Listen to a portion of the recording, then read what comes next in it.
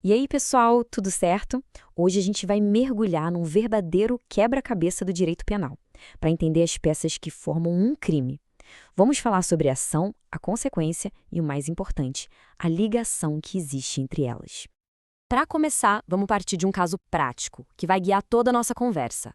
Pensa bem nessa situação, porque a resposta, olha, é bem mais complexa do que parece à primeira vista. É aqui que a gente vê os detalhes do direito penal em ação. Bom, para resolver esse nosso quebra-cabeça, a gente tem que começar pela primeira peça. No direito penal, tudo, absolutamente tudo, começa com a ação humana. É o que a gente chama de conduta. Olha só, esse esquema aqui mostra pra gente um mapa completo. A conduta humana é sempre o ponto de partida. Ela vai se conectar com o dano através de uma ponte, que é um nexo causal. E tudo isso é analisado para ver se teve intenção ou não. Mas calma, por enquanto vamos focar só nesse primeiro elemento, a conduta. Então, o que a gente precisa guardar aqui é o seguinte: para o direito, não adianta só pensar em fazer alguma coisa. O que realmente importa é a manifestação da vontade no mundo real. Pode ser uma ação concreta ou, e isso é importante, até mesmo a falta de uma ação. E essa conduta pode aparecer de duas formas. A mais óbvia é a comissiva, ou seja, o fazer, o movimento.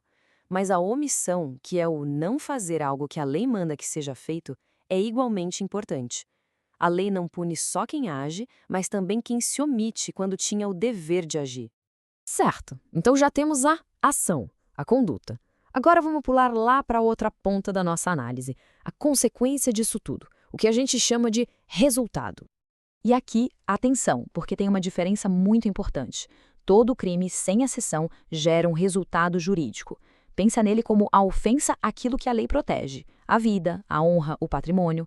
Já o resultado naturalístico é a mudança física palpável no mundo. Uma morte é um resultado naturalístico. Mas um crime de injúria, por exemplo, tem um resultado jurídico, que é a ofensa à honra, mas não tem um resultado naturalístico. Ok, já temos a conduta de um lado e o resultado do outro. Mas como a gente sabe que uma coisa realmente levou à outra?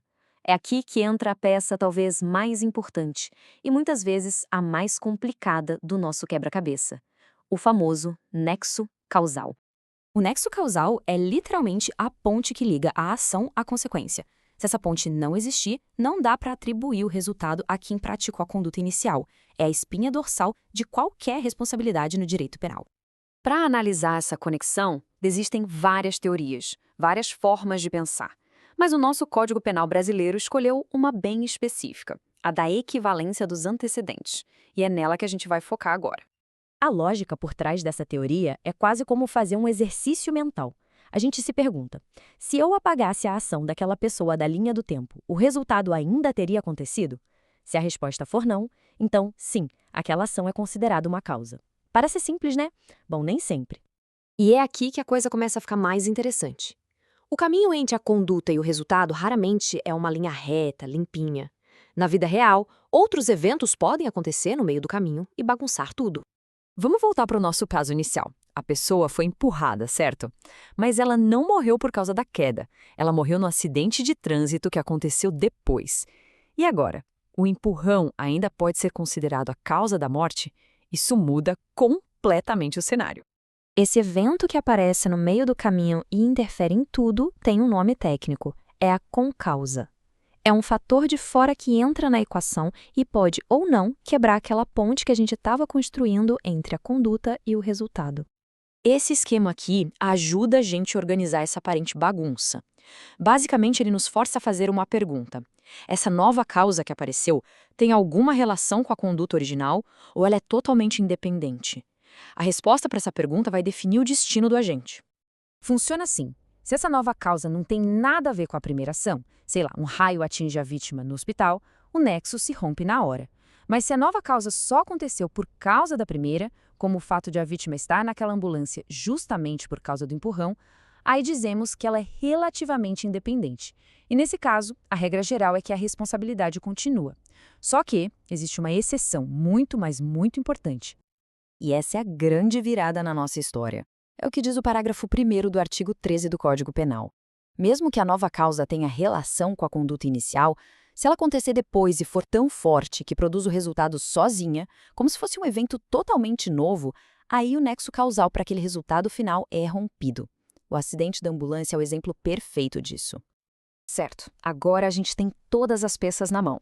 Vamos montar esse quebra-cabeça e finalmente responder aquela pergunta que a gente fez lá no comecinho.